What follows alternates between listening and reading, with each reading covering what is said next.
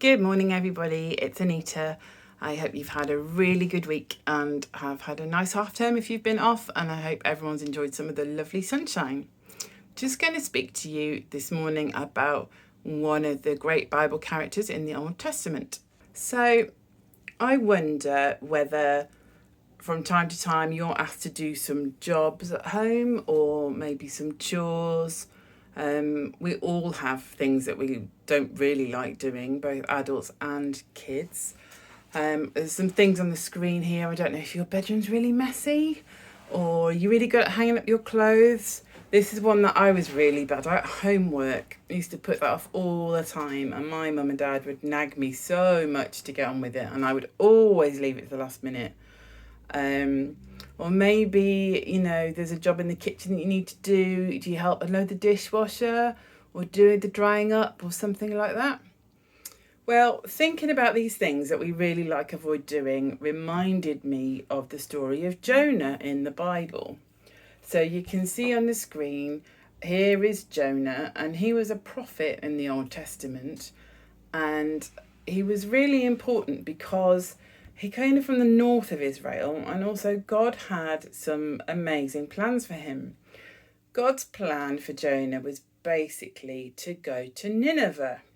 And Nineveh was really far away. It was 800 miles away. It was a long journey. It would have been really hard work for Jonah. And God really wanted him to go to Nineveh and preach to these people and convert them to the God of Israel. But Jonah was not keen on this. He was not keen at all. So he said no. And he went in the complete opposite direction. He went to Joppa. And one of the reasons he was avoiding Nineveh so much was because they were quite scary people. They were not very nice. They were very angry. They were definitely not followers of God. They didn't believe in God. They certainly weren't Jewish. And they were angry, and they hated Israel and people from Israel like Jonah. So Jonah did the exact opposite of what God wanted him to do and actually ran in the other direction. And the lengths that he went to get away from what God wanted to do was he went and he got on a boat with some other people, and he went to sail far, far away in the opposite direction to Nineveh, thinking that it'll be okay, I'll get on the boat and God will never get me there. But as you might know, you might remember in the story, God sent a massive storm, huge storm, massive waves, and all the people on the boat were panicking and were scared and were crying out and saying, what's happening? We're all going to drown.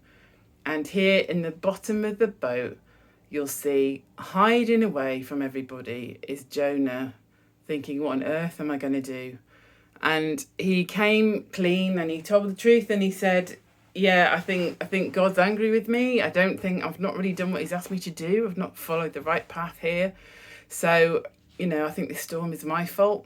So what they then did was they said, in agreement with Jonah, and they threw him into the sea. Can you believe that? They just chucked him into the sea because they were hoping that this would make God happy and they'd send the storm to go away. And then, as I'm sure most of you know, a massive fish or a whale came along and he ate Jonah. Which, at this point, Jonah's got to be thinking this really wasn't a good idea at all, you would have thought. But yeah, he was in the belly of a fish and he was completely stuck and didn't know what was going to happen to him. But Jonah prayed and he cried out to God. He sought comfort from God and said, ultimately, I'm sorry and I'm in a real mess here and you need to help me, please. So he did cry out to God from the belly of the fish, it says in Jonah, and also similar passage in Psalm 18, where you cry out to God, where the psalmist cried out to God and asked for his help. And on that basis, then, God heard Jonah, listened to Jonah, and rescued him. He was spat out of the whale or the fish, whatever you want to think it is, and he got back onto dry land. And you know what? He went to Nineveh. He did what God wanted him to do. And aside from the miracle of being swallowed by a massive fish and then being spat out and being alive again, I think it's a really good story in showing how merciful and compassionate God was towards Jonah. But that was prompted by Jonah seeking forgiveness. He was repentant, he was sorry for what he'd done, and he really wanted to become aligned with God again and follow what God wanted him to do. So when Jonah was repentant, God met that with mercy and compassion and rescued Jonah.